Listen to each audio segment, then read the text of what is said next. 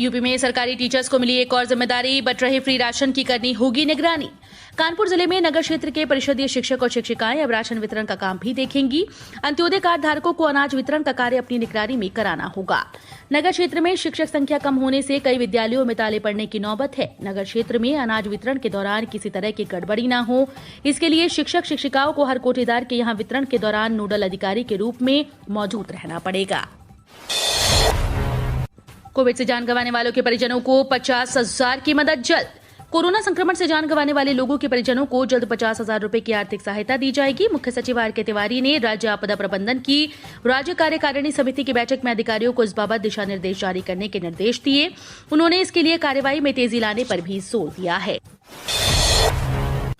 बाराबंकी में ट्रक से टक्कर में बस के परखच्चे उड़े, 15 की मौत। पीएम सीएम ने जताया दुख, मुआवजे का ऐलान।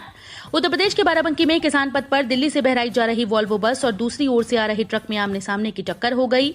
इस दुर्घटना में अब तक 15 बस यात्रियों की मौत की सूचना है। घटना में 27 यात्री गंभीर रूप से घायल बताए जा रहे हैं।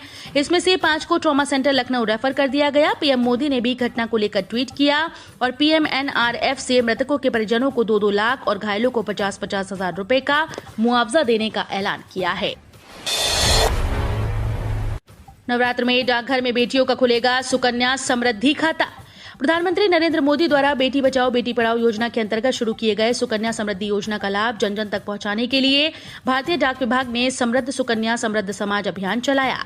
इसके तहत विभाग अब हर घर में पहुंचेगा। इस संबंध में वाराणसी परिक्षेत्र के पोस्टमास्टर जनरल कृष्ण कुमार यादव ने सभी मंडलाधीक्षकों के साथ वीडियो कॉन्फ्रेंसिंग के माध्यम से मीटिंग कर निर्देश दिए।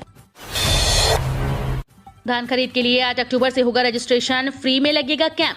1 नवंबर से शुरू हो रही धान खरीद के लिए पंजीकरण 8 अक्टूबर से शुरू होकर 17 तक चलेगा। इसके लिए सुबह 10 बजे से 5 बजे तक मंडी व ब्लॉक्स में कैंप लगाकर अधिक से अधिक किसानों का पंजीकरण कराया जाएगा। कानपुर की खाद्य विपणन अधिकारी निहारिका के मुताबिक निःशुल्क कैंप के तहत तोषकर झा को क्षेत्रीय विपणन अधिकारी, नवीन मंडी बिदनू, महेश वर्मा को नवीन मंडी घाटमपुर, दिग्विजय पाल को ककवन, मंजीत कौर को चौबेपुर, अभिनव श्रीवास्तव को भीतरगांव, धर्मेंद्र कुमार को मुरे कंपनी द्वितीय, सुषमा द्विवेदी को सरसौल, राकेश उपाध्याय को गुटया और अमित सिंह को नवनी मंडी बिल्हौर के लिए नामित किया गया है। यूपीटीईटी के लिए रजिस्ट्रेशन updled.gov.in पर शुरू। जाने योग्यता आवेदन प्रक्रिया से जुड़ी जरूरी बातें। उत्तर प्रदेश के शिक्षक पात्रता परीक्षा यूपीटीईटी के लिए ऑनलाइन रजिस्ट्रेशन की प्रक्रिया updled.gov.in पर शुरू हो गई है। रजिस्ट्रेशन की अंतिम तिथि 25 अक्टूबर और आवेदन शुल्क जमा करने की आखिरी तारीख 26 अक्टूबर है। ऑनलाइन आवेदन पूर्ण करते हुए फॉर्म का प्रिंट लेने की अंतिम तिथि 27 अक्टूबर है। अध्यापक पात्रता परीक्षा 2021 का आयोजन 28 नवंबर को होगा। रिजल्ट 28 दिसंबर को जारी होगा। परीक्षा 2 पालियों में होगी। पहली पाली में 10 से 12:30 बजे तक प्राथमिक स्तर और 2:30 से 5 बजे तक दूसरी पाली में जूनियर स्तर की परीक्षा होगी। अखिलेश यादव का ऐलान, सपा सरकार बनने पर 2-2 करोड़ की मदद और नौकरी देगी समाजवादी पार्टी। लखीमपुर मामले में सियासत तेज हो रही है। गुरुवार पीड़ित परिवारों से मिलने पहुंचे अखिलेश यादव ने बड़ा ऐलान किया। उन्होंने कहा कि 2022 में अगर सपा सरकार बनी तो पीड़ित परिवारों को 2-2 करोड़ की आर्थिक मदद और नौकरी दी जाएगी। अखिलेश ने पीड़ित परिवारों से कहा कि यूपी सरकार मदद नहीं करती है तो सपा सरकार बनने पर पूरी मदद की जाएगी। पंचायत सहायक की तैनाती पर रोक, मेरिट लिस्ट में खेल की शिकायत पर कार्रवाई। सुल्तानपुर में पंचायत सहायक की तैनाती के लिए मांगे गए आवेदन जमा करने के बाद अभ्यर्थियों की सूची तैयार करने में कई ग्राम पंचायतों ने खेल कर दिया। करीबी लोगों को लाभ पहुंचाने के लिए मेरिट सूची बनाने में गोलमोल कर दिया। मामले की शिकायत मिलने पर जनपद के अधिकारियों ने ऐसी ग्राम पंचायतों में पंचायत सहायक की तैनाती पर रोक लगा दी है। विशेषज्ञों को मिली बड़ी सफलता, इस तकनीक से ग्लोबल वार्मिंग के साथ और भी कई फायदे। आईआईटी कानपुर के वैज्ञानिकों की टीम ने कार्बन डाइऑक्साइड CO2 के विपरीत प्रभाव को कम करने का तकनीक खोज निकाली। कार्बन डाइऑक्साइड ही देश भर में प्रदूषण फैलाने के साथ ही इसे ग्लोबल वार्मिंग की मुख्य वजह माना जाता है। इस तकनीक में वैज्ञानिकों की टीम नैनो फ्लूइड के द्वारा कार्बन डाइऑक्साइड को किसी भी यौगिक से अलग कर सकते हैं। संस्थान की टीम के द्वारा तैयार इस तकनीकी को भारत सरकार द्वारा पेटेंट भी मिला है। ये पेटेंट 2 अगस्त 2021 को संस्थान को प्राप्त हुआ है। साबरमती की तर्ज पर यूपी के 32 शहरों में बनेगा रिवर फ्रंट। नदियों के किनारे बसे प्रदेश के 32 शहरों में रिवर फ्रंट विकसित किए जाएंगे। गंगा, गोमती, यमुना, सरयू जैसी बड़ी ही नहीं, छोटी छोटी नदियों के किनारे बसे शहरों में रिवर फ्रंट बनाए जाएंगे। इसका मास्टर प्लान मुख्य नगर और ग्राम्य नियोजन विभाग तैयार कर रहा है, जिसके तहत नदियों के किनारे खूबसूरत गांव बसाए जाएंगे। इनके जरिए पर्यटन विकास भी होगा। योगी सरकार ने किया बड़ा फेरबदल, 100 से अधिक PCS अधिकारियों के ट्रांसफर। यूपी में विधानसभा चुनाव से पहले योगी सरकार ने बड़ा फेरबदल किया है। शासन ने उपजिलाधिकारी स्तर के 100 से ज्यादा पीसीएस अधिकारियों के तबादले कर दिए। वाराणसी, मुरादाबाद, कानपुर, मेरठ, मुजफ्फरनगर, गोरखपुर, शामली समेत कई जिलों के एसडीएम को बदल दिया गया। जानकारी के मुताबिक प्रदेश में अगले साल होने वाले विधानसभा चुनाव के लिए निर्वाचन आयोग 1 नवंबर से मतदाता सूची पुनरीक्षण अभियान चलाएगा। यह अभियान शुरू होने के बाद मतदाता सूची पुनरीक्षण अभियान से जुड़े कार्मिकों के तबादले नहीं हो सकते हैं। यूपी के इस विभाग में खुलेगा नौकरी का पिटारा। 315 पदों की जाएगी भर्ती। वाणिज्य कर विभाग वसूली को बढ़ाने के लिए 315 राजस्व अमीनों की भर्तियां करने जा रहा है। इसमें 20 बड़े जिलों में नियमित 150 और 55 जिलों में 165 सीजनल अमीनों की भर्तियां की जाएंगी। इसके प्रस्ताव तैयार किए जा रहे हैं। कोविड-19 के चलते वैट और जीएसटी वसूली प्रभावित होने के साथ ही नए व्यापारियों का पंजीकरण भी नहीं हो पाया है। वाणिज्य कर विभाग का पुराना टैक्स भी अरबों में बकाया है। यात्रीगण ध्यान दें, रेल मंत्रालय की ये गाइडलाइंस नहीं मानी तो लगेगा 500 रुपए का जुर्माना। त्योहारों की वजह से ट्रेन में यात्रियों की भीड़ फिर से बढ़ने लगी है और ट्रेन की डिमांड भी बढ़ गई। नवरात्रि से लेकर दिवाली और छठ पूजा तक रेल यात्रियों की संख्या बढ़नी तय है।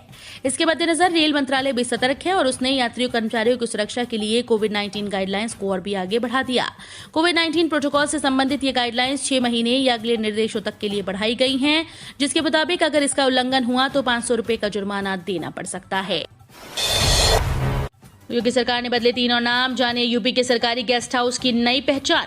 योगी सरकार ने दिल्ली, मुंबई व कोलकाता स्थित अपने भवनों के नाम बदल दिए। नई दिल्ली स्थित यूपी भवन के नाम में संगम जुड़ गया है। यही स्थित यूपी सदन में त्रिवेणी जोड़ा गया है। नवी मुंबई उत्तर प्रदेश राज्य अतिथि गृह में वृंदावन जुड़ गया। कोलकाता स्थित अतिथि गृह में गंगा जोड़ा गया है। लखनऊ के मीराबाई मार्ग स्थित स्टेट गेस्ट हाउस सरयू नवनिर्मित अति विशिष्ट गृह बटलर पैलेस नैमिषारण्य के नाम से जाना जाएगा।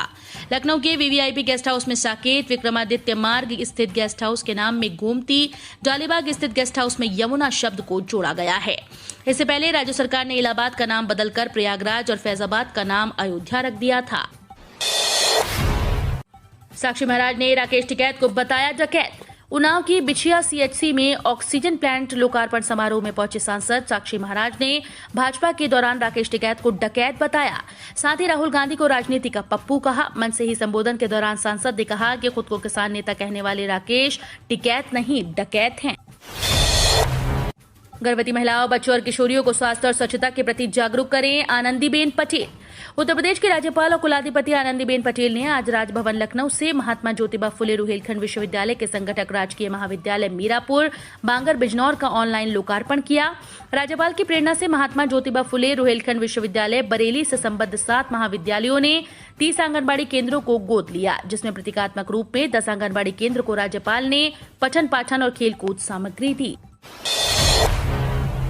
पेटीएम ने नवरात्रि गोल्ड ऑफर किया लॉन्च। गैस सिलेंडर बुकिंग पर मिलेगा 10,001 रुपए का सोना जीतने का मौका। पेटीएम ने एलपीजी सिलेंडर बुकिंग के लिए नवरात्रि गोल्ड ऑफर लॉन्च किया है। 7 और 16 अक्टूबर के बीच हर दिन पेटीएम ऐप से सिलेंडर की बुकिंग कराने पर 5 यूजर्स को 10,001 रुपए का गोल्ड जीतने का मौका मिलेगा। ये ऑफर मौजूदा सिलेंडर की बुकिंग पर भी लागू होगा, जिसके लिए कीमत का भुगतान नहीं किया गया है। उपभोक्ता पेटीएम ऐप पर बुक गैस सिलेंडर फीचर का प्रयोग करते हुए बुक करा सकते हैं। इसके अलावा सभी यूजर्स को हर बुकिंग पर 1000 कैशबैक पॉइंट भी मिलेंगे, जिसे टॉप ब्रांड्स की डील और गिफ्ट वाउचर्स में रिडीम किया जा सकता है। एसबीआई ग्राहकों के लिए खुशखबरी, अब फ्री में भर सकते हैं इनकम टैक्स रिटर्न। अगर आप भारतीय स्टेट बैंक के ग्राहक हैं तो आपके लिए अच्छी खबर है। एसबीआई ग्राहक इनकम टैक्स रिटर्न यानी आईटीआर अब फ्री में दाखिल कर सकते हैं। एसबीआई के ग्राहक अब बैंक के योनो ऐप पर टैक्स टू विन के जरिए इनकम टैक्स रिटर्न भर सकते हैं। देश के सबसे बड़े बैंक एसबीआई ने हाल में बताया कि उसके ग्राहक योनो ऐप पर इनकम टैक्स रिटर्न भर सकते हैं। एसबीआई ने एक ट्वीट में बताया कि आप इनकम टैक्स रिटर्न भरना चाहते हैं, आप योनो पर टैक्स टू विन के जरिए फ्री में ऐसा कर सकते हैं। लखीमपुर हिंसा पर मायावती का ट्वीट, लिखा भाजपा का रवैया पक्षपाती, एससी की सुनवाई से उम्मीद जगी। लखीमपुर हिंसा पर बसपा सुप्रीमो मायावती ने एक बार फिर से सरकार को घेरा। एक ट्वीट के जरिए सरकार के रवैये पर सवाल उठाते हुए उन्होंने लिखा कि भाजपा का रवैया पक्षपाती है। सुप्रीम कोर्ट द्वारा आज प्रारंभ की गई सुनवाई से लोगों को राहत और समुचित न्याय की उम्मीद जगी। बसपा सुप्रीमो ने लिखा कि लखीमपुर खीरी की घटना अत्यंत जघन्य कांड है। इस कांड में 4 आंदोलित किसान और पत्रकार सहित 8 लोगों की मौत हो गई। लखीमपुर बवाल पर राकेश टिकैत ने फिर सरकार को घेरा, बोले जानबूझकर की गई किसानों की हत्या। केंद्र सरकार द्वारा पारित तीनों कृषि कानूनों के विरोध में भाकियू कार्यकर्ता गुरुवार को भी धरने पर डटे रहे। वहीं दोपहर में धरना स्थल पर पहुंचे भारतीय किसान यूनियन के राष्ट्रीय प्रवक्ता राकेश टिकैत ने कहा कि लखीमपुर खीरी में जानबूझकर गाड़ियों से कुचलकर किसानों की हत्या की गई और पूरी घटना की चश्मदीद स्वयं पुलिस है। पुलिस को निष्पक्ष कार्रवाई करनी होगी, अन्यथा किसान अपना आंदोलन उग्र करेंगे। उन्होंने कहा कि किसानों की समस्या का समाधान सरकार से वार्ता से ही निकल सकेगा। बैंक खाते के साथ हुआ डिजिटल फ्रॉड तो वापस मिल सकते हैं सारे पैसे। जैसे जैसे हम डिजिटल दुनिया की तरफ बढ़ रहे हैं, उसी तेजी से धोखाधड़ी के नए नए तरीके और मामले भी सामने आ रहे हैं। डिजिटल लेन देन के बढ़ते दौर में बैंक खातों के साथ जालसाजी की घटनाएं बढ़ने लगी हैं। साइबर जालसाज घर बैठे बैठे ही लोगों का बैंक अकाउंट खाली कर देते हैं। किसी का एटीएम कार्ड क्लोन हो जाता है तो किसी को फोन पर फर्जी मैसेज से करारी शपथ लग जाती है। इस तरह की घटनाओं को ऑनलाइन फ्रॉड, डिजिटल फ्रॉड या साइबर फ्रॉड कहा जाता है।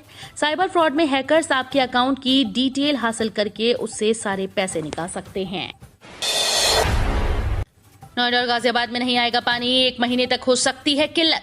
गाजियाबाद और नोएडा के कई इलाकों में पानी की सप्लाई बाधित हो गई। लोगों को गंगाजल की आपूर्ति नहीं की जा रही। हालांकि अभी पाइपलाइन लीकेज होने की वजह से गंगाजल की आपूर्ति बाधित हुई। लीकेज ठीक होने के बाद भी सप्लाई प्रभावित रहेगी, क्योंकि गंग नहर की सफाई भी शुरू होने वाली है, जिसकी वजह से अगले 20 से 25 दिन तक गंगाजल की सप्लाई नहीं हो पाएगी। इन इलाकों में नलकूपों से सप्लाई की जाएगी और पानी एक टाइम ही दिया जाएगा। कैप्टन केएल राहुल के नाबाद 98 रन के दम पर पंजाब ने चेन्नई को 6 विकेट से हराया।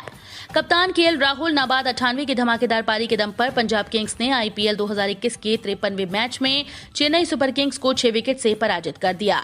चेन्नई की ओर से रखे गए 135 रन के लक्ष्य का पीछा करने उतरी पंजाब टीम ने 13 ओवर में 4 विकेट पर 139 रन बनाए। डिजिटल के दौर में ट्रेडिशनल तौर तरीकों से चल रहे देवी मंदिर, नहीं है ऑनलाइन दर्शन की सुविधा। कोरोना काल के बाद से दुनिया ऑनलाइन चीजों पर ज्यादा निर्भर हो गई है। पहले भी लोग ऑनलाइन काम करते थे, मगर ये ज्यादातर खरीदने और बेचने तक सीमित था। लेकिन कोरोना महामारी के बाद ऑनलाइन की दुनिया में व्यापक बदलाव हुआ। आज बच्चों की पढ़ाई से लेकर डॉक्टर की सलाह तक सब कुछ ऑनलाइन हो चुकी है। यहाँ तक कि आस्था भी ऑनलाइन आ गई है। खासकर दक्षिण भारत के मंदिरों में चढ़ावा और पूजन दर्शन ऑनलाइन हो चुका है। मंदिरों के ऐप पर दर्शन की एडवांस बुकिंग होती है। अवैध धर्मांतरण मामले में एटीएस को बड़ी सफलता, कलीम सिद्दीकी का सहयोगी गिरफ्तार। अवैध धर्मांतरण के मामले में गिरफ्तार किए गए मौलाना कलीम सिद्दीकी के एक और मददगार को उत्तर प्रदेश एटीएस ने गुरुवार को गिरफ्तार कर लिया। इस मामले में अभी तक एटीएस ने मुख्य आरोपित उमर गौतम समेत 15 लोगों की गिरफ्तारी हो चुकी है।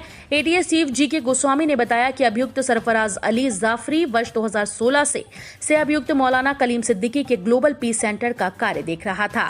ग्लोबल पीस सेंटर, जो कि कलीम सिद्दीकी के द्वारा संचालित संस्था है, जिसका प्रमुख कार्य धर्मांतरण संबंधी गतिविधियों का संचालन करना है।